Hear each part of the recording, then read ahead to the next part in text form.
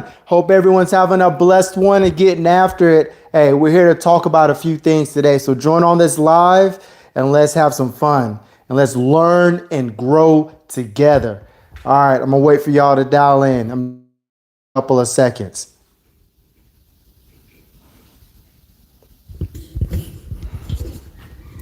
Hey, so what are we here to talk about today? We're gonna talk about ways to improve a holistic life because everybody needs that, right? Tell me, be honest with me, take a serious account, and I want you to close your eyes just for a moment and picture your life as it is right now and ask yourself, am I satisfied? Am I happy in my current state? And if for a moment, if there is any inclination of a doubt that the answer to that question is no, or that answer is maybe, or that answer is I don't know, well, that's what we have to explore today. How do you walk into an organization, or how do you show up for your family as your true, authentic self? Because if you want to attain success, if you want to attain purpose, if you want to attain legacy, then my friends, I'm telling you that you must get to a place where you can walk into any room as your authentic self. The next thing I want you to do, as your eyes are closed, I want you to visualize, what does that optimal life look like for you?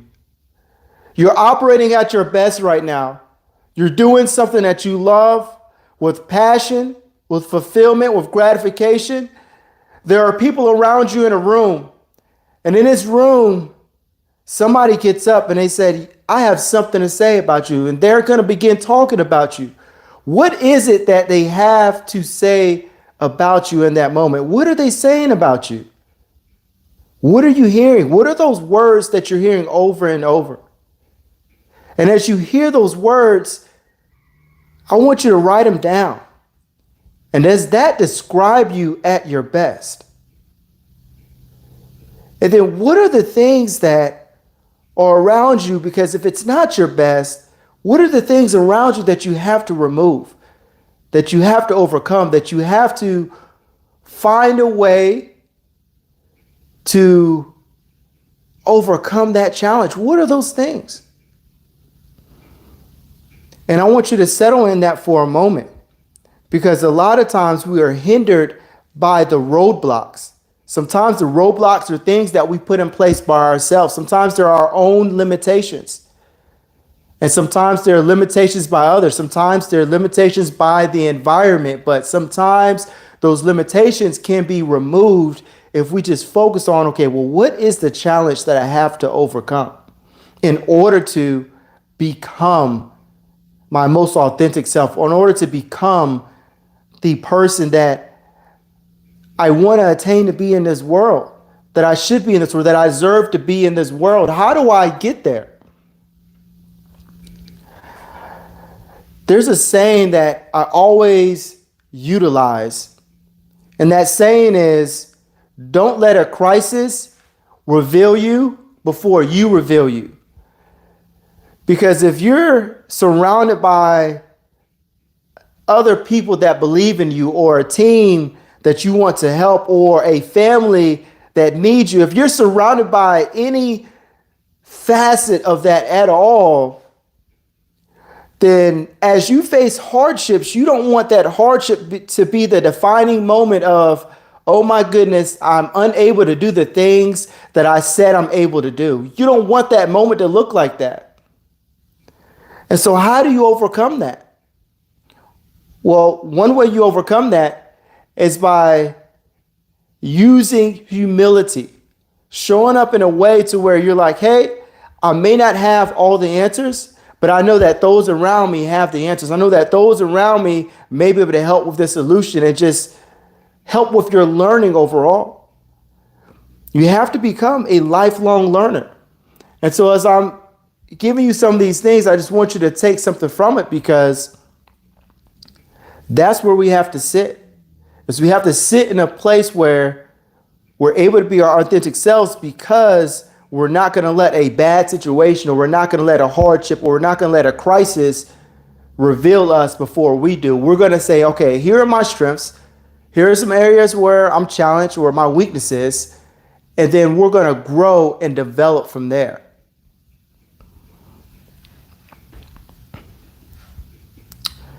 I can remember a story from years ago,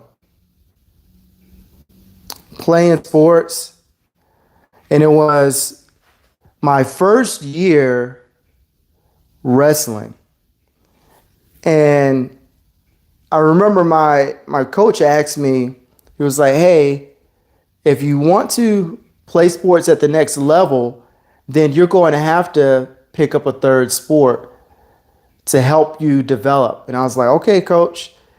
He was like, I want you to wrestle. I said, okay, I've never done that before, but I'm willing to give it a shot.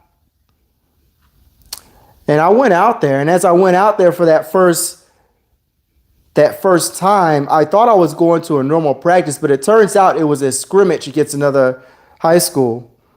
And I had on basketball shorts, a tank top, because that's what I was used to. He said, hey, come as you are. And so I did. That's how I showed up. And what, wrestling, like y'all in a full-blown singlet, everybody got the shoes on and everybody's suited up. And I'm like, what's going on out here? My first time being exposed to that kind of environment.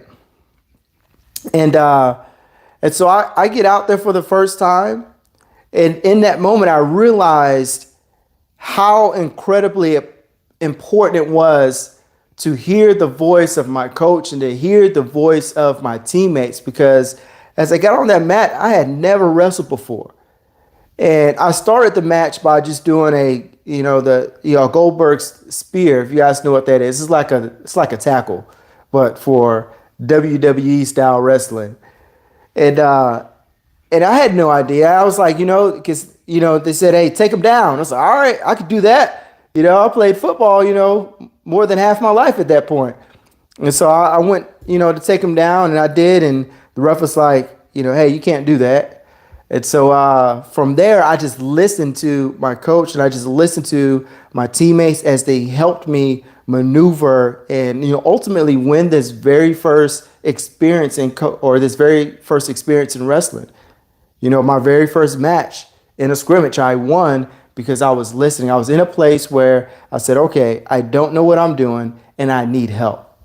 And so it's okay to say, I don't know what I'm doing and I need help. Because from there, I just got better and better and better and better. And you can't improve without honesty.